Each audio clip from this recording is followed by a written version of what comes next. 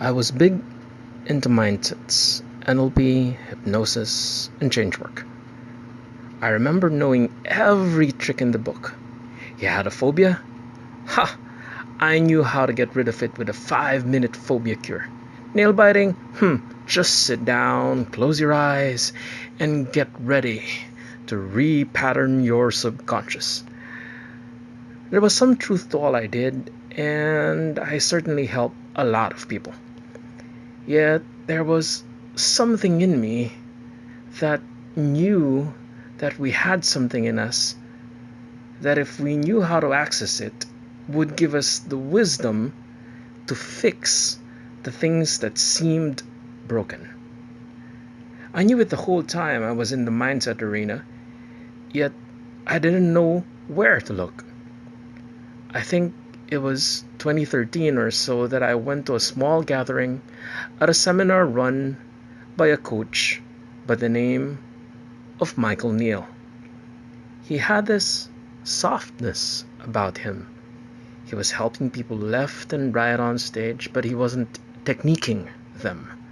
He wasn't doing a strategy, or at least it didn't seem like he was. I was baffled and frankly a little pissed off. People seemed to genuinely feel better after having a conversation with him. I tried to find the technique behind what he was doing, but it was really trying to pull frayed strings to find it. At the end of the peaceful event, I was probably the only one that wasn't at ease. What the hell was he doing on stage? And frankly, why was it working when everything I was doing wasn't? So I raised my hand and asked him in a stern voice, "Hey, Michael Neill, I see that you're very capable of helping people one-on-one, and that's great. However, during the 9/11 terrorist attacks, Tony Robbins got 3,000 people in a room to make peace with each other, and he did all sorts of cool tricks and mental strategies to connect them to others and to themselves." I proceeded with great anticipation to see what his next words were going to be, so I continued. "So, Michael Neill, what would you have done in this situation?" He waited, and I waited. I think I'd stumped him.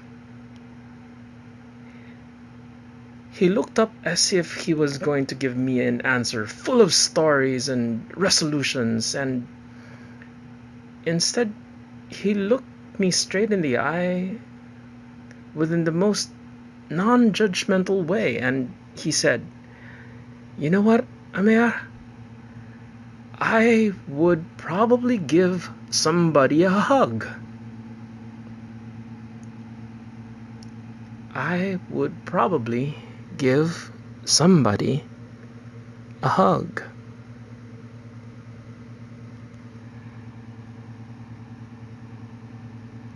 In that moment, I don't know what happened, but I got it. He didn't have a strategy.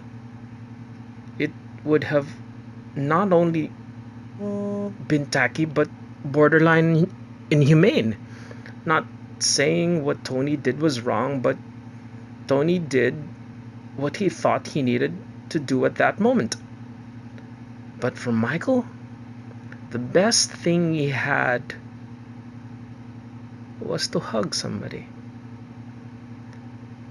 And for all those damn years of training, I secretly knew that I would have loved to do the same, but I had so many tactics in my bag that I had lost my humanity.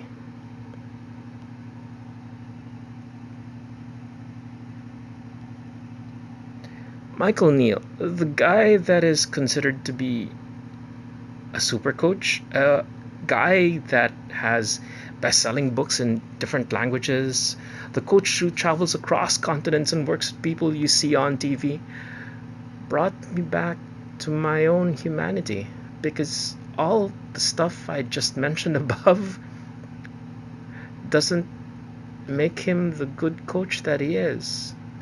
The reason he is a good coach is because he saw so much value in our own humanity and how that is good enough.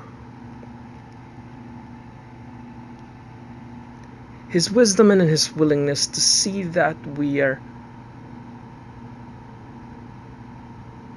what we are already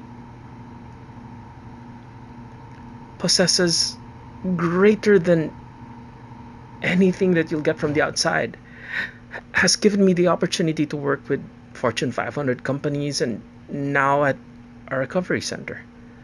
And the truth is, there is no difference between anybody wherever they are at once they see that they are equipped with everything to thrive, survive, and live a blessed life.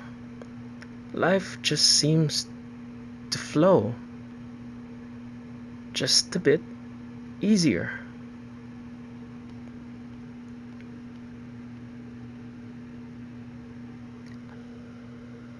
Amir Karkoti.